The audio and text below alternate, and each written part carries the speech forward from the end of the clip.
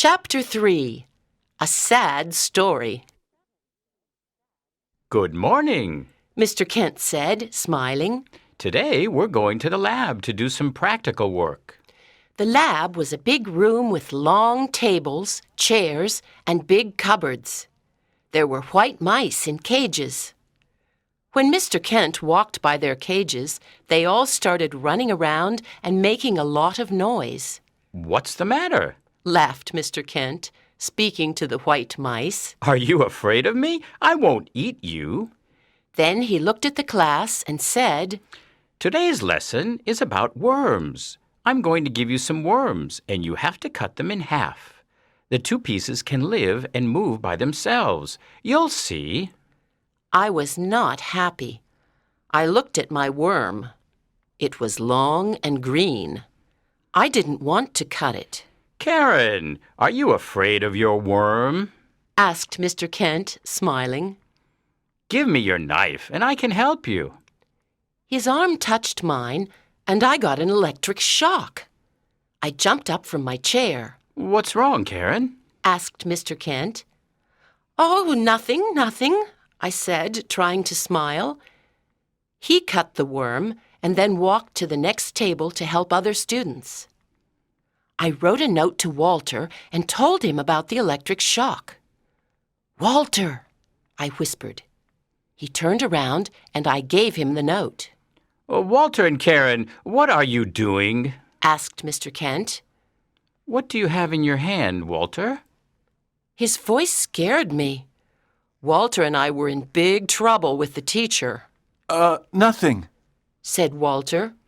Please pay attention, said Mr. Kent. Next time, you'll have to give me the note. I'm sorry, Mr. Kent, said Walter.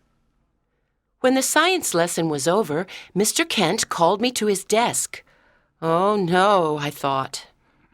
I'm sorry I scared you during the lesson. 2 years ago, I had a bad car accident and lost my arm. My left arm is artificial. It's an electric arm. Sometimes it gives electric shocks. I was surprised and sorry. At lunch, I told Walter and Barbara about Mr. Kent's electric arm. They were both surprised. As we walked out of the cafeteria, we saw Mr. Wilkinson. Hello, Mr. Wilkinson, said Barbara. Hi, he said, looking at us. His eyes were green again, but I didn't say anything. At 3:30, Walter and I ran out of the school and waited for Mr. Wilkinson to walk by. We saw a lot of students and teachers, but we didn't see him. Finally, we saw him walking down the street, and we followed him silently. He lived near the school in a pretty white house. There was a small garden around it and a big tree near the front door. He walked into his house, and we went quietly to a window and looked inside. He put some books on the kitchen table and opened the refrigerator. He took out a bottle of the horrible green juice and put it on the table. Then he went upstairs. Oh, no, said Walter. He went upstairs. No problem, I said. I can climb up this tree. Are you sure? Asked Walter, surprised. Of course, I said, laughing. Don't forget, I go rock climbing. Well, be careful, Karen, said Walter. I climbed up the tree, and I could see Mr. Wilkinson's bedroom. What's happening? Whispered Walter. He's in his bedroom, and he's sitting in front of a mirror, I whispered back. His hands are on his hair. Oh, no! What? Tell me, asked Walter. I continued looking into the house. Mr. Wilkinson was now completely bald. I felt cold. Suddenly, I saw my face in Mr. Wilkinson's mirror, and he saw it too. He turned around and looked at me. I was terrified, and I didn't know what to do. I could not run away because I was at the top of a big tree. But Mr. Wilkinson didn't look angry. He looked sad. He walked over and opened the window. Karen, what are you doing up this tree? He asked. Please climb down, he said. I want to talk to you. I climbed down the tree, and Walter was waiting for me. He looked very worried. Come on, Karen. Let's run away. He said. No, Walter, we can't, I said. Mr. Wilkinson wants to talk to us. Mr. Wilkinson came out of his house and stood in the garden. You students think I'm strange. He said quietly. I can understand why. Walter and I were terrified. Let me tell you my story. Last year, my doctor told me I was very ill. I had cancer. Oh, how terrible! I'm really sorry, I said.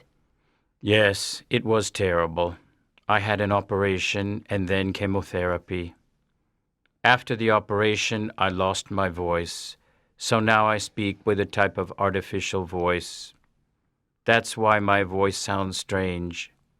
I lost all my hair from the chemotherapy, so now I wear a wig.